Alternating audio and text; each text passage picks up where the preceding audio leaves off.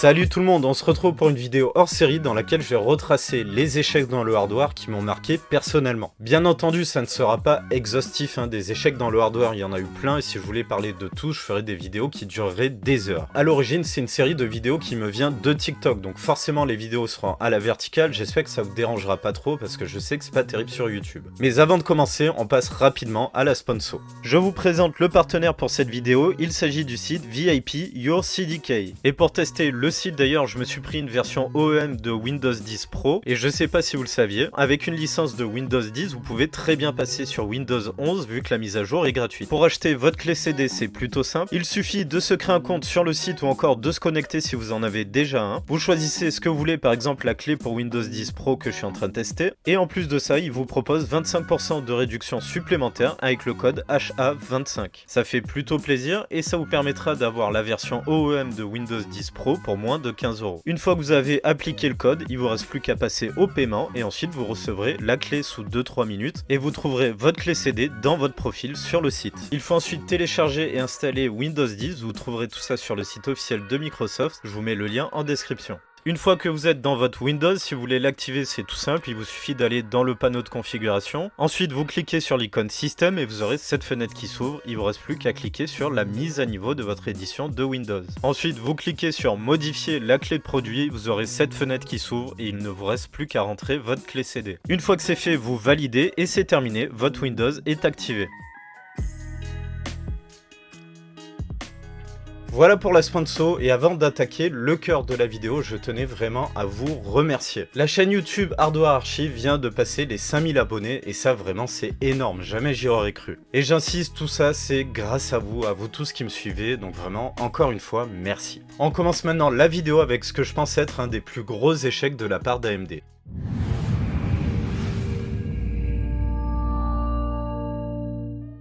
On va parler de ce qui a été peut-être une des pires générations de processeurs alors que c'était censé être le renouveau d'AMD, un énorme échec, on voit ça tout de suite. On est en 2011 et ça fait pas mal de temps que les gens attendent la nouvelle génération de processeurs d'AMD, les Phenom 2 fonctionnant quand même plutôt bien mais malgré tout ils commencent à être assez vieillissants. Cette génération tant attendue c'est la génération Bulldozer, c'est les tout premiers FX, les FX 8000 par exemple ou les FX 4000. Et on peut dire qu'on nous avait fait de grandes promesses, on nous avait promis des fréquences élevées et un grand nombre de cœurs, notamment avec les FX 8000 qui devaient embarquer 8 cœurs. Sur le papier, forcément, on se dit que ça va être quelque chose d'intéressant. On a des hautes fréquences pour le jeu vidéo, donc c'est vraiment pas mal. Et pour de l'applicatif, on retrouve de nombreux cœurs. Eh bien, on peut dire que plus les attentes sont élevées et plus la chute est énorme.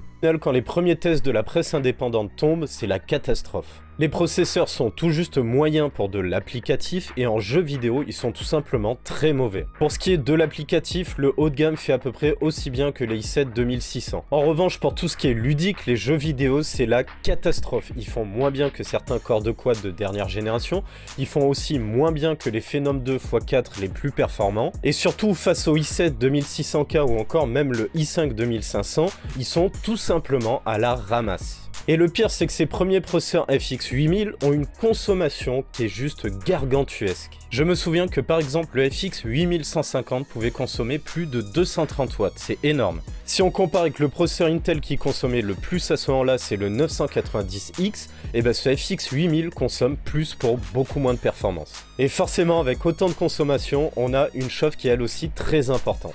Le dernier point qu'aurait pu sauver ces processeurs, c'est le prix. S'ils avaient des défauts mais qu'ils étaient vendus pas cher, ça aurait pu être intéressant. Et bien, même à ce niveau-là, c'est pas bon parce qu'il était vendu dans les 200, je crois que c'était 250 €. C'est donc le même prix que le i7 2600K, sauf qu'il fait à peu près les mêmes performances en applicatif. Par contre, en jeu vidéo, il lui arrive tout simplement pas la cheville. Donc si on résume, on a des processeurs qui sont dans la moyenne en applicatif, qui sont très mauvais en jeu vidéo, qui consomment et chauffent énormément, et qui au niveau des prix sont pas moins chers que la concurrence. Tout ce qui me vient à l'esprit quand je pense à ces processeurs, c'est tout simplement qu'ils sont ratés. Et avec le recul, je pense que c'est cette génération-là de processeurs qui a donné une mauvaise réputation à AMD qui lui colle encore un petit peu à la peau de nos jours. Intel a fait une énorme erreur, c'est un partenariat qui s'est mal passé, on en parle de suite. Au tout début des années 2000 sort les premiers Pentium 4 sous la microarchitecture Willamette. Et pour accompagner la sortie de ces processeurs, on a eu aussi un nouveau type de mémoire, il s'agit de la mémoire RDRAM ou plus connue sous le nom de Rambus. Mais en réalité, Rambus est le nom de la société qui a produit cette mémoire.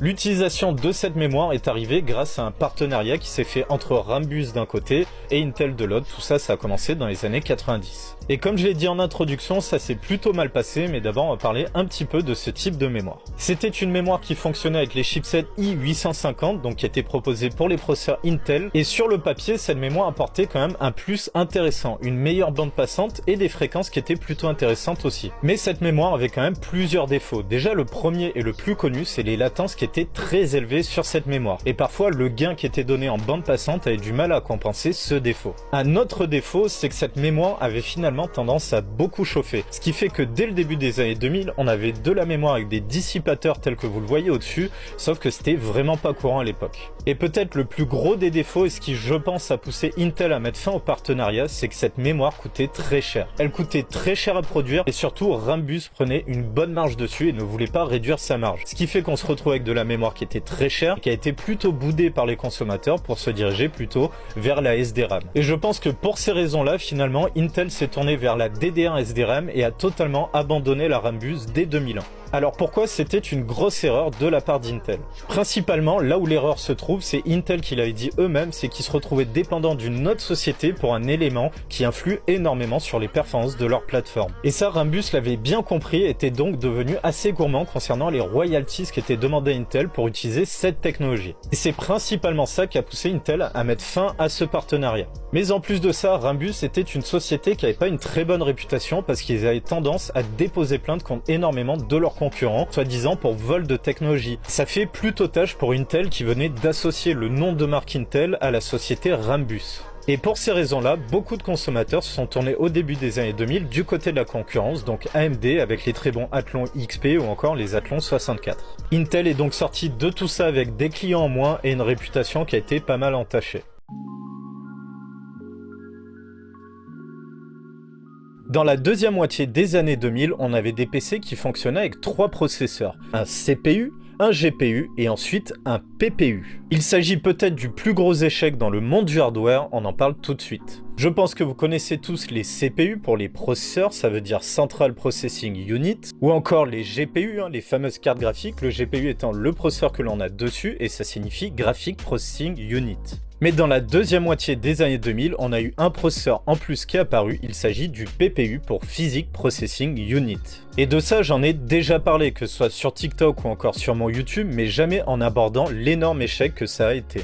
Donc petit rappel pour les processeurs PPU, il s'agissait de cartes qui a été produites par AGIA. Il s'agissait de cartes avec un processeur qui était dessus et qui servait à calculer la physique dans les jeux. Mais les cartes d'AGIA étaient faites pour fonctionner avec un moteur physique bien précis, il s'agissait du moteur Physics. Sauf que Physics, contrairement à ce logo-là, à la base ça ne vient pas d'NVIDIA mais bien d'AGIA. Le logo original, il ressemble à ça, vous l'avez ici, je vous le mets en plus grand aussi, c'est Physics by AGIA et non pas by NVIDIA. Ces cartes, elles permettaient de profiter d'effets physiques qui étaient vraiment en avance sur son époque, c'est sorti à peu près en 2006 et ça nous permettait d'avoir des effets tels que ceux que je vous montre actuellement.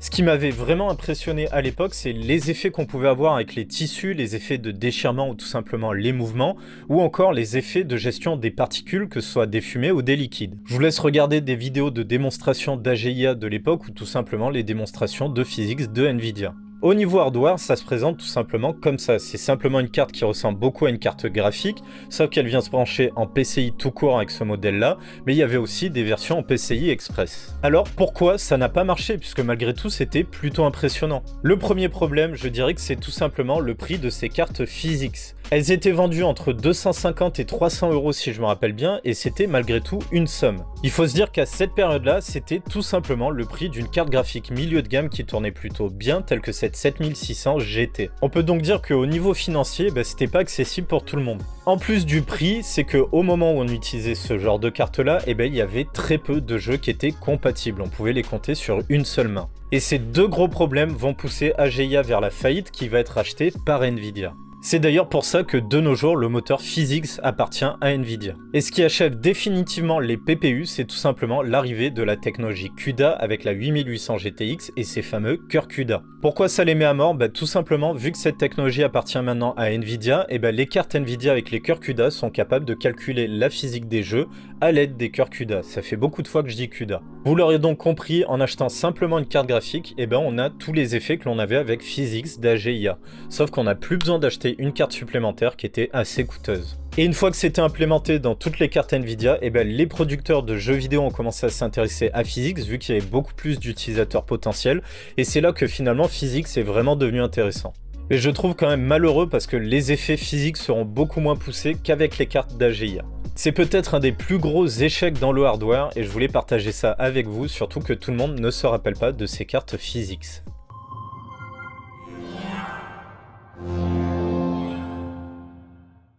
Il y a un peu plus de 10 ans, Steam nous proposait des consoles de salon qu'on pouvait acheter ou tout simplement se faire soi-même. Et de nos jours en 2023, plus grand monde s'en souvient. On peut donc conclure que ça a été un échec et on en parle de suite. Steam commercialise une console, le Steam Deck. Une console portable qui a réussi finalement à trouver son public. Mais avant ça, Steam a tenté un autre concept, c'était le concept des Steam Machines ou encore des Steam Box. Le principe, c'est que Steam fournissait le système d'exploitation et un petit peu n'importe qui pouvait créer sa propre console. En gros, dans cette vidéo, on est entre le hardware et le software. Et je me souviens que plusieurs fabricants avaient joué le jeu, il y avait Asus qui avait proposé un modèle, mais aussi Alienware. Mais ce qui était intéressant avec les Steam Box, c'est que finalement, tout le monde pouvait se créer sa propre machine, étant donné que le système d'exploitation était compatible pour les composants PC. D'ailleurs, j'avais moi-même tenté l'expérience avec un i7 4770 et une Nvidia GeForce 780 Ti. De nos jours, il y a pas mal de monde qui a oublié ces machines-là et surtout, on n'en voit plus du tout. Parce qu'il faut bien avouer que c'était pas terrible en fait. Déjà, le premier problème, comme je le disais, c'est que c'était fait pour fonctionner avec des composants PC. Il faut quand même l'avouer, la force des consoles en général, c'est qu'elles sont plutôt bon marché. Je ne sais pas vraiment si c'est parce que le hardware est bon marché à produire parce qu'ils produisent le même en grande quantité ou tout simplement parce qu'ils vendent à perte, mais en soi, les consoles ne sont pas chères. Sauf que quand moi j'avais fait ma Steam Machine, j'avais payé mes composants au prix grand public. Donc forcément mon 4770, je l'avais payé prix grand public, donc assez cher. Et pareil pour ma 780 Ti. Plus tout le reste des composants, la carte mère, l'alimentation, la RAM, bref, vous avez compris. Donc finalement, se faire une Steam Machine, ça revient aussi cher que se monter un PC. Mais à la limite, pourquoi pas, vu que de toute manière, je me serais fait un PC dédié aux jeux vidéo, je pourrais jouer aux jeux vidéo sur ma Steam Machine. On arrive maintenant au deuxième problème, c'est que finalement les consoles, elles sont plutôt bien optimisées parce qu'elles ont toutes le même hardware. On pourrait donc espérer que le SteamOS est super bien optimisé pour du jeu vidéo. Et bien là, encore une fois, c'est pas vraiment le cas, parce que le SteamOS est tout simplement un dérivé de Linux. Malgré tout, Linux est relativement bien optimisé, mais on est quand même loin de l'optimisation que l'on peut avoir avec des consoles. Et surtout, face à un PC Windows, on voit pas vraiment la différence. Et on arrive maintenant au troisième gros défaut, c'est qu'on part sur une base de Linux, comme je viens de le dire. Et sur Linux, nativement, il n'y a pas de DirectX. Et j'insiste sur le nativement, je vous vois arriver. Donc en gros, les seuls jeux qui sont compatibles, c'est les jeux qui fonctionnent sous OpenGL ou encore sous Vulkan. Ça élimine énormément de jeux vidéo qui ne sont pas compatibles avec les Steam Machines. Et je pense que ça, c'est peut-être le plus gros des problèmes finalement. Puis la remarque que je me suis fait, personnellement, j'ai tout ce qu'il faut pour faire un PC. Pourquoi je ferais pas un PC? Un PC comme je le fais actuellement, ça me permet de faire plein d'autres choses que simplement jouer aux jeux vidéo. Ça me permet de faire du montage vidéo, comme je fais pour vous faire des vidéos sur TikTok ou sur YouTube, ou encore de la bureautique et tout un tas de choses. Donc forcément, quand on met tout ça bout à bout, ça n'a pas tant d'intérêt que ça. Surtout qu'au final, on s'est monté un PC avec lequel on peut même pas jouer à tous les jeux PC. Alors qu'est-ce qu'on finit par faire? On finit par réinstaller Windows dessus. 10 ans après leur sortie, la plupart des gens ont donc finalement oublié ce qu'étaient ces Steam Machines. On n'en voit plus, on n'en entend plus du tout parler et plus personne ne les utilise, à part le Steam Deck qui en pratique est une évolution des Steam Box. On va parler d'un composant qui est de nos jours mythique dans le hardware, pourtant ça a été un énorme échec qui a poussé son entreprise à la faillite. Cette entreprise qui a mis la clé sous la porte, il s'agit de 3DFX qui était le leader des cartes accélératrices 3D dans les années 90. 3DFX était vraiment connu pour ses cartes vaudou, surtout parce qu'elles donnaient une très bonne qualité d'image grâce aux différentes technologies de filtrage, ou même grâce aux très bonnes performances de leurs cartes graphiques que l'on pouvait d'ailleurs coupler par deux pour gagner encore plus de performance. Et oui, le SLI, ça nous vient de 3DFX. Et l'énorme échec d'ailleurs propose un SLI en interne, il s'agit de la 3DFX Vodou 5 5500. Cette carte était la réponse de 3DFX à la carte d'NVIDIA, la GeForce 256 DDR. C'était sa concurrente sortie quelques mois avant, et surtout, elle annonçait la fin de l'accélération 3D. Parce que finalement, on est face à ce que j'appellerais le tout premier GPU moderne, parce qu'il remplace tout bonnement le processeur pour le calcul des graphismes. C'est donc là le tout premier problème de la Vodou 5, c'est tout simplement qu'elle est en retard technologiquement parlant. La technologie de l'accélération 3D oblige, c'est finalement le processeur qui gère encore une grosse partie des graphismes.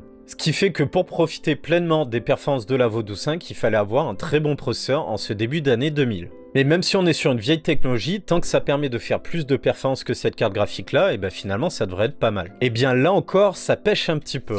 Sur les résolutions standards, c'était pas trop gênant, on avait plus ou moins les mêmes performances étant donné que c'était plutôt les processeurs de l'époque qui gênaient. En revanche, dès qu'on montait sur les grosses résolutions, et ben la carte de 3DFX était plutôt à la ramasse. Et même si on utilisait l'API propriétaire de 3DFX, c'était le fameux 3DFX Glide, ça permettait certes de rattraper un petit peu le retard, mais c'était quand même pas suffisant. Donc même au niveau des performances, la carte de 3DFX n'était pas assez performante, quand bien même elle embarquait un SLI interne en ayant 2 puces VSA 100, et le fait d'avoir 2 puces graphiques s'entraîne finalement plutôt un défaut qui est celui du prix.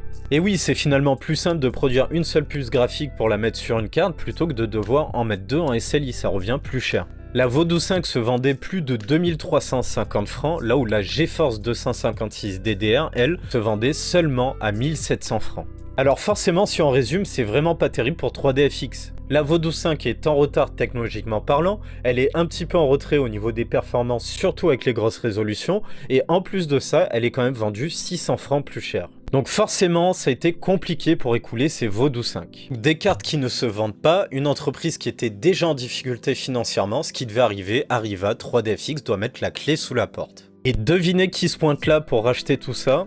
Et oui, c'est Nvidia et qui va d'ailleurs racheter tous les brevets de 3DFX, dont le SLI. Un rachat qui a d'ailleurs sauvé Nvidia par la même occasion, qui risquait de perdre un très gros procès face à 3DFX d'ailleurs pour vol de technologie. Et tout ça à cause de l'échec commercial qu'ont été les Vodou 5.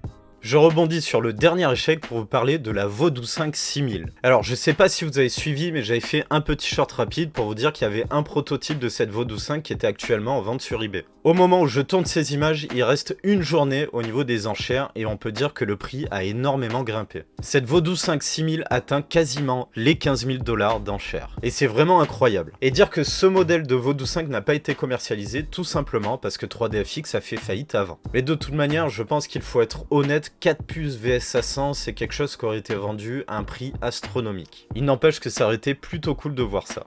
Bref, on arrive à la fin de la vidéo et j'espère que malgré le format vertical, ça vous aura quand même plu. Donc comme d'habitude, n'hésitez pas à mettre le pouce en l'air si ça vous a plu ou encore à vous abonner si vous ne l'avez pas déjà fait. Dans la description, il y a le lien Linktree vers la boîte mail pour participer au PC rétro des abonnés ou encore tout simplement pour rejoindre le Discord. Allez, on arrive à la fin, donc en attendant, prenez soin de vous et on se retrouve dans la prochaine vidéo.